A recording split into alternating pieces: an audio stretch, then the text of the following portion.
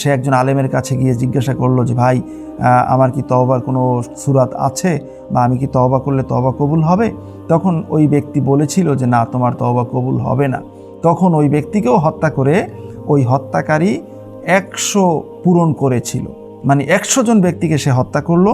আমাদের সমাজে মানুষের স্বভাব দেখা যায় যে আমরা যখন নামাজে সালাম ফিরাই তখন আসসালামু আলাইকুম বলার সাথে সাথে আমরা বলি আস্তাগফিরুল্লাহ আস্তাগফিরুল্লাহ। মানুষ মনে করে যে তওবা তো হয়েই গেছে। আসসালামু আলাইকুম ওয়া রাহমাতুল্লাহি ওয়া বারাকাতুহু। প্রিয় সুধী, আজকের আমরা অত্যন্ত গুরুত্বপূর্ণ একটি বিষয় নিয়ে কথা বলবো, আর সেই বিষয়টি হলো তাওবা। তাওবা হচ্ছে মুসলমানদের জীবনে, একজন মুমিনের জীবনে একটি সুন্দর একটি গুণ, যেই গুণটিকে একটি নক্ষত্রের সাথে তুলনা করা যেতে পারে। মুমিন মানেই তাওবাকারী হতে হবে, মুসলমান মানেই তাওবাকারী হতে হবে। তার কারণ আল্লাহ সুবহানাহু ওয়া তাআলা আমাদের মাধ্যমে যেই ইবাদত চেয়েছেন বা যেভাবে বিধিবিধান পালন করার জন্য নির্দেশ দিয়েছিলেন, আমরা ওঠা বসা চলাফেরা কথাবার্তায় অনেক ভুল ত্রুটি প্রতিনিয়ত আমরা করে ফেলি।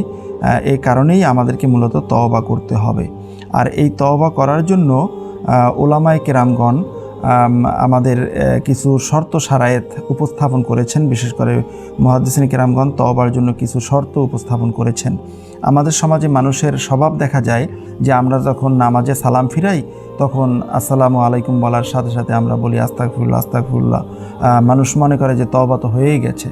আসলে মূলত এটা তওবার উচ্চারণ ঠিক আছে, কিন্তু তওবা কবুল হওয়ার জন্য এবং যেই তওবা আমাকে অন্যায় থেকে বিরত রাখবে, এই তওবার জন্য কিছু শর্ত শারায়েত রয়েছে। যেমন মুহাদ্দিসিন কিরামগণ বলেছেন যে তওবার জন্য ফালাহা সালাসাতু শুরুতিন, তওবার জন্য রয়েছে মোট 3টি শর্ত। 1 নম্বর শর্ত হলো আইয়ুক লিয়া আনিল মাসিয়া, বান্দা সবসময় গুনাহ থেকে নিজেকে চিরস্থায়ীভাবে বিরত রাখবে। এবং 2 নাম্বার সেটা হলো আইয়ানদুমা আলা ফেলিহা, সে যে পিছনে গুনাহের কাজ করছে সেই গুনাহের জন্য অনুতপ্ত হতে হবে।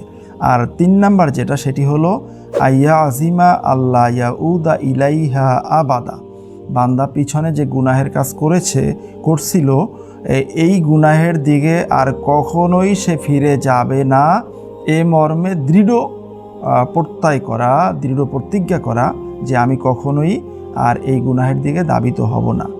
এই 3 শর্ত সাপেক্ষে যদি কোনো বান্দা তওবা করে তাহলেই আল্লাহ সুবহানাহু ওয়া তাআলা তার তওবা কবুল করবেন।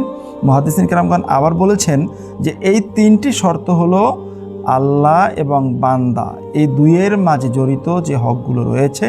বান্দা আল্লাহ তাআলার যতগুলো হক নষ্ট করছে সেই ক্ষেত্রে আল্লাহর হক যা আমরা নষ্ট করছি এই ক্ষেত্রে যদি তওবা করতে হয় তখনই হলো এই 3টা শর্ত।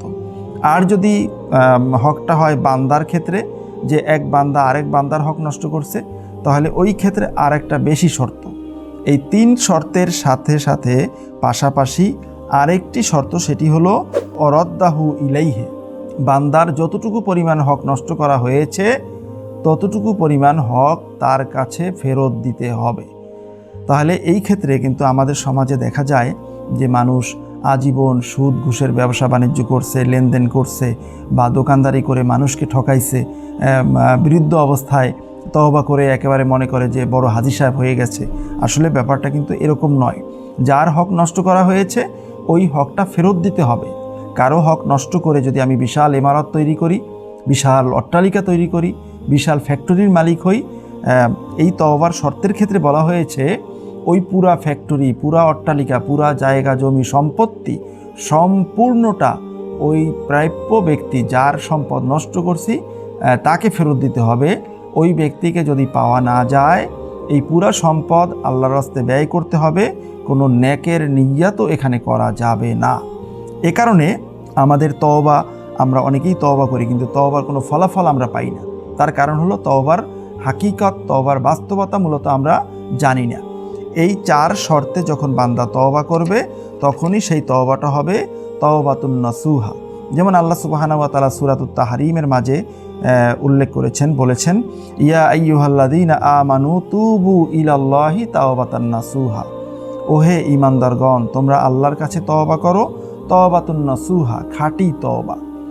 এই তওবাতুন নাসুহার তাফসিরে তথাকথিত অনেক মুফাসসিরিন ইকরামগণ অনেক ধরনের ভুল করে। আসলে মূলত তওবাতুন নাসুহার তাফসিরের মাঝে এসেছে যে নসুহান আয় রুজু আন লা তাউদুনা ফিহা আবাদা, এমন তওবা যেই গুনাহ থেকে আমি তওবা করলাম ওই গুনাহের দিকে আর কখনোই আমি প্রত্যাবর্তন করব না, দাবিত হব না, এটার নামই হলো তওবাতুন নাসুহা।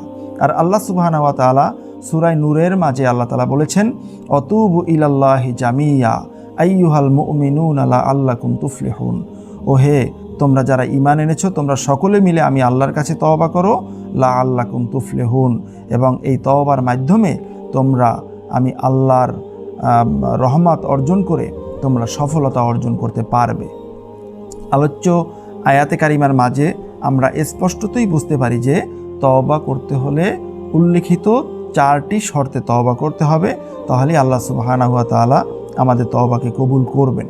মুসলিম শরীফের হাদিসে এসেছে, আমি সূচনাতেই যে কথাটি বলছিলাম যে তওবা করা এটা হলো মুমিন মুসলমানদের জীবনে একটি উজ্জ্বল তারকার মতো একটি গুণ এবং প্রশংসনীয় একটি গুণ, আল্লাহ সুবহানাহু ওয়া তাআলার কাছে পছন্দনীয় একটি গুণ।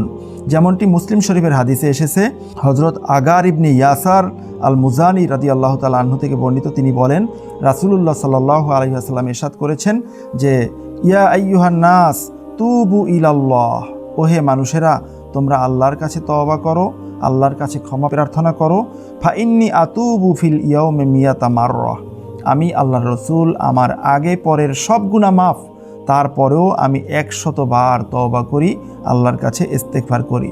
তার মানে হচ্ছে আল্লাহর রাসূলের এই তওবা কিন্তু আল্লাহর রাসূলের গুনাহের জন্য নয়, বরং মুহাদ্দিসিন কিরামগণ বলেছেন এই আল্লাহর রাসূলের এই তওবাটা ছিল তালিমান লিল উম্মাহ, আল্লাহর রাসূলের উম্মতদেরকে শিক্ষা দেওয়ার জন্যই মূলত রাসূলুল্লাহ সাল্লাল্লাহু আলাইহি ওয়াসাল্লাম এই তওবা করতেন।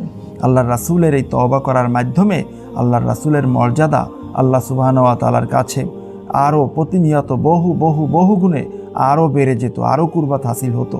আল্লাহর রাসূলের গুনাহের জন্য মূলত আল্লাহর রাসূল তওবা করেন নাই। তওবার ব্যাপারে বুখারী শরীফের এখানে হাদিসে এসেছে, যে হাদিসখানা আনাস ইবনে মালিক রাদিয়াল্লাহু তাআলা আনহু বর্ণনা করেছেন, রাসূলুল্লাহ সাল্লাল্লাহু আলাইহি ওয়াসাল্লাম বলেছেন যে যখন কোনো একজন আল্লাহর বান্দা একটা বিশাল দূরত্বের পথে একটি বাহন নিয়ে রওনা হয়, তার বাহন উট, যেই উটের পিঠে তার যাবতীয় খাবার পানীয় মাছ আসবাবপত্র সব কিছু, পথ চলতে চলতে এক জায়গায় ক্লান্ত হয়ে গেল, ক্লান্ত হওয়ার পরে উটটাকে পাশে রেখে সে একটু বিশ্রাম করলো, চোখ খুলে দেখলো যে তার উট আর পাশে নাই, হারিয়ে গেছে। তখন ওই লোকটার বিষণ্ণতার আর শেষ নেই, তার দুশ্চিন্তা, তার অসহায়ত্ব আকাশ ভেঙে তার মাথার উপরে পড়ে। কিন্তু যখনই ওই লোকটা আবার হঠাৎ করে দেখতে পায় যে তার উটটা পাশেই চলে আসছে, পাশেই দাঁড়ানো, তখন ওই লোকটা অনেক খুশি হয়ে যায়। আল্লাহ রাসূল সাল্লাল্লাহু আলাইহি ওয়াসাল্লাম বললেন যে ওই ব্যক্তি হারানো উট পাওয়ার পরে যে যতটা খুশি হয়, আল্লাহ সুবহানাহু ওয়া তাআলা তার বান্দার তওবায় তার চেয়ে আরও বেশি খুশি হন। তাহলে বুঝে গেল আল্লাহ সুবহানাহু ওয়া তাআলা মূলত তওবাটাকেই পছন্দ করেন। মুসলিম শরীফের হাদিসে এসেছে, রাসূলুল্লাহ সাল্লাল্লাহু আলাইহি ওয়াসাল্লাম ইরশাদ করেছেন যে তওবার দরজা আল্লাহ তাআলা খোলা রাখবেন যতদিন পর্যন্ত সূর্য পশ্চিম আকাশ থেকে উদিত না হবে। আমরা জানি সূর্য উদিত হয় পূর্ব আকাশ থেকে, কিন্তু কিয়ামতের পূর্ব মুহূর্তে মিন মাগরিবিহা, পশ্চিম আকাশ থেকে সূর্য যেখানে অস্তমিত হয় ওই জায়গা থেকেই আবার উদিত হবে। ওই উদিত হওয়ার পূর্ব পর্যন্ত বান্দার তওবার দরজা খোলা থাকবে।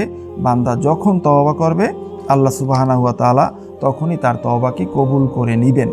এমনকি আমরা বুখারী শরীফের আরেকটি বর্ণনায় আমরা পাই, হযরত আবু সাঈদ ইবনে মালিক ইবনে সিনান আল খুদরি রাদিয়াল্লাহু তাআলা আনহু থেকে বর্ণিত, তিনি বলেন রাসূলুল্লাহ সাল্লাল্লাহু আলাইহি ওয়াসাল্লাম বলেছেন যে পূর্ব যুগের একটা লোক 99টা মানুষকে হত্যা করার পরে সে তার অনুতপ্ততা আসছে যে সে আর কাউকে হত্যা করবে না।